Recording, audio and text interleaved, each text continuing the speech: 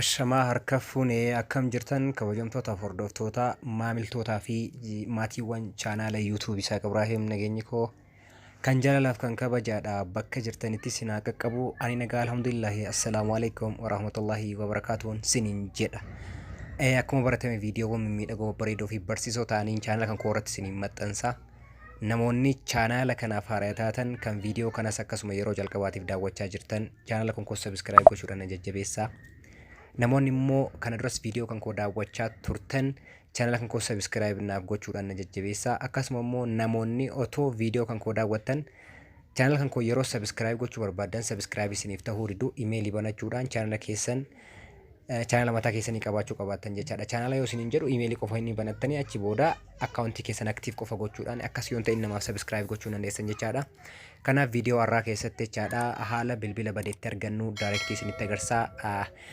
Dhibbaan dhibbatti waan qabatamaa isinitti agarsiisa viidiyoo tanaan gadhumaa daawwadha. Amma kallattumaan gara barnootaatti isin dabarsa.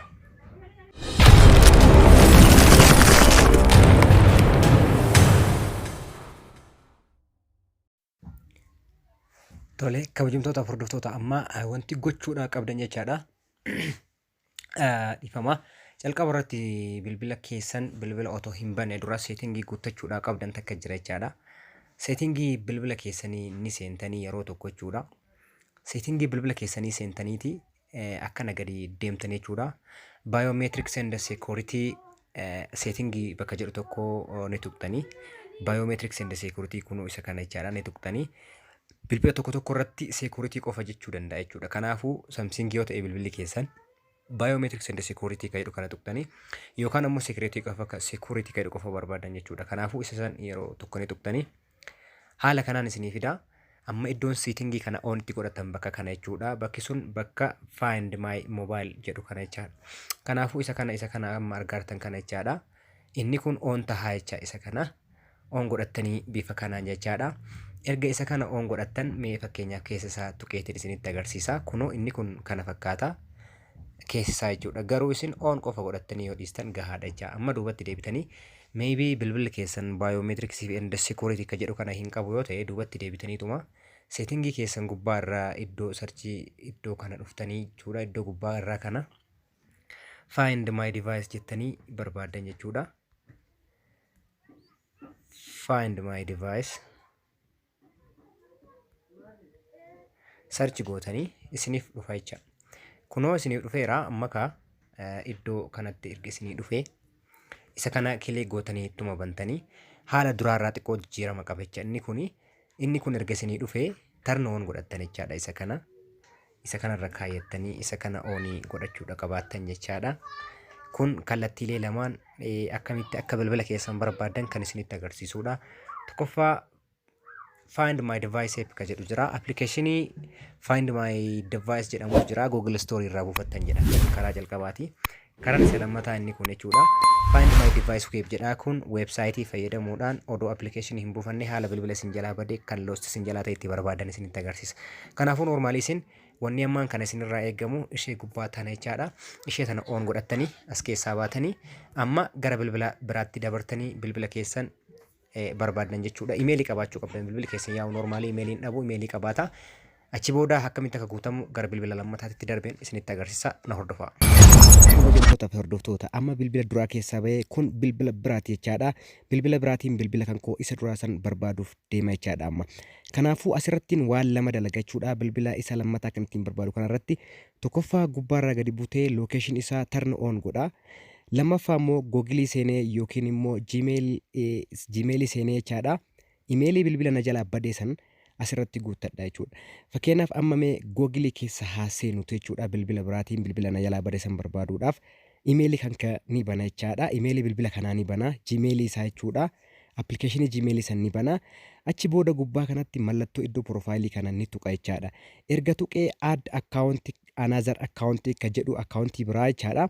Asirratti guutinaan jedha.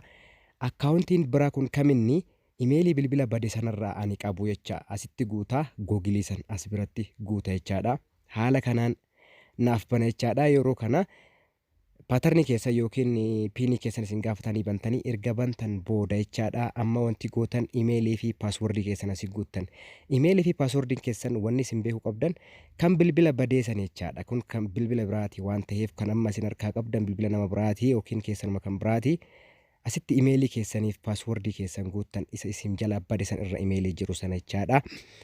San booda paaswordii keessan asii guuttan erga imeelii guuttan booda achi booda next kan jedhu kilik gootanii bantaniif jechaadha. Steepii kana sirriitti hordofnaan waan baay'ee irraa barattu jechuudha. Achi booda I agree kan jedhu kana kilik gootanii bantaniif jechaadha. San booda Google Serviisiin isinii fida lokeeshinii maal isinii fida jechaadha. Kanaaf chaanal kan koos jirtumaan subscribe godhaadha jechaadha. Amma haala kana isinii fida kunoo imeelii asirratti guutee jira jechaadha. Kunoo amma jala kanatti isinitti agarsiisa. Imeelii bilbila konkoo isa kaan irra ture sana bilbila badee irra ture. Kunoo as biratti guutee jechaadha. Gubbaa kanarratti mallattoo aayii akkuma argitan naa dhufte calqabarra taa'uu qabaata garuu imeeliiwwan bilbila kanarra jiran hedduu ta'uu danda'an 1 2 3 4 ta'uu danda'a. Kun calqabarra taa'uu qaba jechuudha. Maaliif lokeeshinii san sarchi gochuudhaaf. Amma as keessaanii baatanii Google bira deemtan amma. Google bira dhaqxanii jechaadha. Search gootan find my device kan jedhu search gootan jechuudha bilbila kanarratti search gootan jecha. Achi booda websaayitiin tokko mata duree guutuu waliin isiniif dhufa. Haala kanaan isiniif fida akkana ol hiiktan jecha xiqqoosii akkana yoo ol hiiktan find my device Google ka jedhu jira jecha. Isa kana kan amma tuqan kan itti aanu immoo appilikeeshiniidha Google My Find kan jedhu isa kana ni bantanii yeroo bantan jechaadha. Haala kanaan isiniif fida. Amma bilbila keessan calqabarra waan gootaniif imeelii calqabarra waan keettaniif jechaadha. Amma sarchi gootanii barbaaduu qofa jechuudha. Kunoo waan isin ajaa'ibu bilbilli kan koo kan na jalaa bade kunoo Samsungii ture. Samsung Galaxy M10dha akkuma argitan jechuudha. Akkasuma wantoonni biroo hedduun as biratti jiranii bilbilli kun jechaadha. Sagalee tabsiisuu danda'a nama fakkeenyaaf play sound ka jedhu jira. Secure device play sound ka jedhu kun sagalee san tabsiisuu dandeettanii sagalee isinii kenna jechuudha. Secure device ka jedhu kun immoo device keessan secure godhuu haala ittiin hidhuu dandeessanii. Erase device ka jedhu device keessan muluu dhibbatte jechaadha. Delete godhuu haquu jechuudha waan isa keessa jiru. Achi booda lokeeshinii iddoo inni jiru beekuudha. Iddoo inni jiru beeku kun lokeeshinii isaa Silxaana jedha. An dhibbatti waan beekuuf waan kana isinitti agarsiisaara. Silxaana jedha kun as biratti lokeeshiniin isaa.